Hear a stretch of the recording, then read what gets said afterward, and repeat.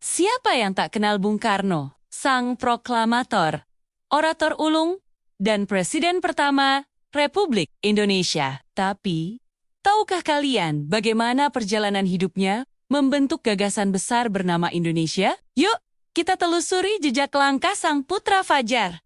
Lahir dengan nama Kusno Sosrodihardjo di Surabaya, Soekarno kecil tumbuh dalam lingkungan yang penuh warna. Ayahnya seorang priai Jawa, dan ibunya berasal dari Bali.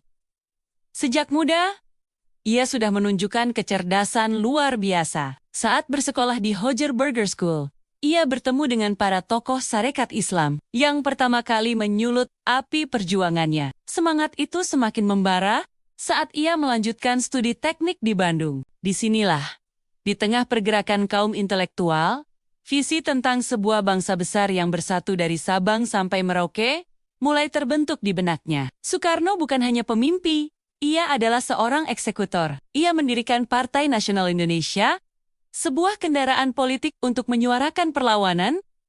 Akibatnya, penjara dan pengasingan menjadi rumah keduanya. Dari Sukamiskin hingga Enda dan Bengkulu, pemerintah kolonial Belanda mencoba memadamkan apinya. Tapi, jeruji besi tak mampu memenjarakan gagasannya. Justru di pengasingan, pemikirannya semakin matang. Ia menulis surat, membangun jaringan, dan terus mengobarkan semangat dari kejauhan. Pidatonya yang legendaris, Indonesia menggugat, menjadi bukti bahwa suaranya tak bisa dibungkam. Ia menggugat sistem kolonialisme yang menindas dan membakar semangat rakyat untuk merdeka. Perang Dunia Kedua mengubah segalanya.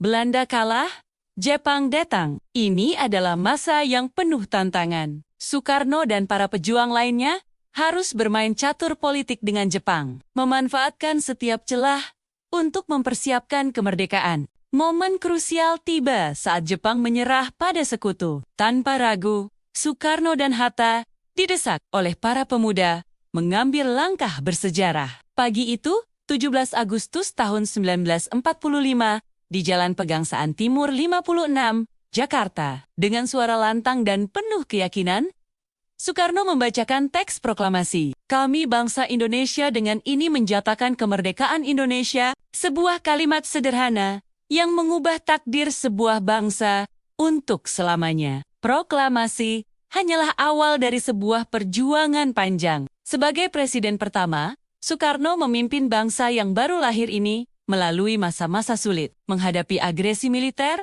dan pergolakan internal. Namun, warisannya jauh melampaui jabatan politik. Gagasannya tentang Pancasila, Bhinneka Tunggal Ika, dan semangat persatuan tetap hidup hingga hari ini. Soekarno mengajarkan kita bahwa perbedaan bukanlah penghalang, melainkan kekuatan. Ia adalah arsitek bangsa yang mewariskan bukan hanya kemerdekaan, tetapi juga sebuah identitas dan kebanggaan. Semangatnya harus terus kita jaga, karena perjuangan membangun Indonesia yang lebih baik adalah tugas kita semua. Terima kasih sudah menonton. Jika kalian suka dengan konten sejarah seperti ini, jangan lupa like, komen, dan subscribe ya. Sampai jumpa di video berikutnya.